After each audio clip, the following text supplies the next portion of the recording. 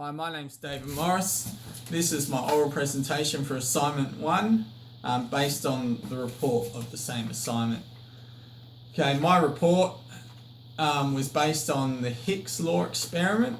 Okay, so just getting straight into it, the objectives that I've written down for the results of this experiment were to assess differences in reaction time when faced with single and multiple reaction choices. Okay, so what this means is to assess the reaction time of when you've got one choice to a stimulus and compare it against when you've got 2, 3, and 4 choices for a stimulus. Okay, and the second objective here was to assess how these differences in reaction time relate to Hick's law. Okay, so a bit of background on Hick's law. Hick's law states that the more options that you have to a stimulus, the longer your reaction time to that stimulus will be. Okay, and it also states that the higher the number of options you've got, alright, they will decrease in magnitude as they increase.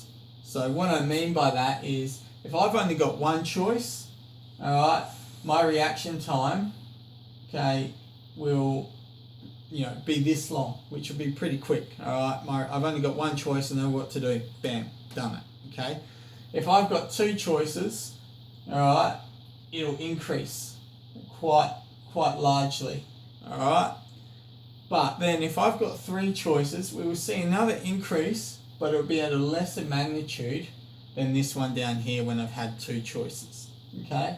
And so on and so forth. So when I've got 4 choices, I'll see another increase, but once again, it's at a lower magnitude than when I had 3 choices. Okay? So once again, just to recap on that, it basically, the larger the number of options, the longer your reaction time will be at a decreasing magnitude per option. Okay? So my hypothesis for this experiment was that the results will show that as the number of response options increase for a stimulus, a rise in reaction time will be seen at a decreasing magnitude for each option. Okay, so that just basically follows the Hick's law that I just explained. Okay, so what I want to see is that the results from this experiment correlate to Hick's law. Okay, the equipment that we used for this experiment, as listed in the method, is the Mowat reaction and movement time panel and a stopwatch to time the reaction times and the movement time. Okay. All right. So what the Mowat reaction and movement time panel is, basically you've got an initial sensor here that you have your finger on before the stimulus comes on, and what's going to happen is you're going to record the time, right, from when a light stimulus comes on to the time that your finger is removed from that sensor. Okay, movement time is the time it takes for when you remove your finger from that sensor and place it on the correlating sensor to the stimulus. Okay, you're going to do 4 tests on each hand, and we've got 5 participants doing those tests. Okay, so the first participant, alright, is going to do the first test on their right hand. They've only got one choice, only one option, so we're going to see a pretty quick reaction time. Well, we expect to see a pretty quick reaction time. So what they're going to do is they're going to take their finger off the sensor, put it on another sensor when that light comes on. Okay. The second test for that same hand, you're going to have 2 options, and you don't know which one is going to come on. Okay, so the light that corresponds to this sensor here might come on, the light that corresponds to this sensor here might come on, and you've got to see the sensor come on, make a decision, and then react to it. Alright, and what we're going to see is an increase in reaction time. Okay, well, what we should see is an increase in reaction time. Alright, you're going to have the same for a third test, which is going to have 3 options on the right hand and one more with 4 options on the right hand. Then the next part is we repeat that with our left hand, okay? And as we get the results with our stopwatch, okay, we're going to put it on a table. Basically, the table has the number of participants down on the side, and we're going to have the corresponding reaction times. So we're going to have right hand, 1 option, right hand, 2 options, right hand, 3 options, and we're going to put the times for reaction time, okay, in milliseconds, right, 1, 2, 3, 4, and then we're going to have the movement time, 1, 2, 3, 4, that corresponds to those reaction times, and vice versa for the left hand. So we're going to have left hand 1, left hand 2, left hand 3, reaction time, movement times, okay? All right,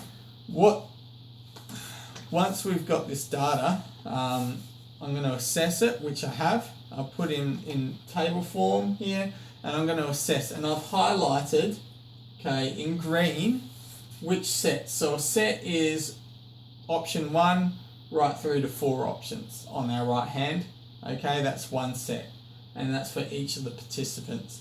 So I will have highlighted the ones that show the possibility of correlating to Hick's law, the ones that increase in magnitude each time, alright, are going to be highlighted in green. Ones that show that they decrease in reaction time, I'm going to highlight in red because they automatically do not correlate to Hick's law. Okay. On the table 2, now this table was not given, this is one that I've made up, alright, and it shows the second part to Hick's law. Basically, it shows out of those ones that I've highlighted green here on table 1, which you see on the second page of my report, okay, out of the ones that are highlighted green, it's going to tell me which ones decrease in magnitude as the more options occur, okay, and only those that are highlighted in green on the third page are ones that correlate to Hick's law.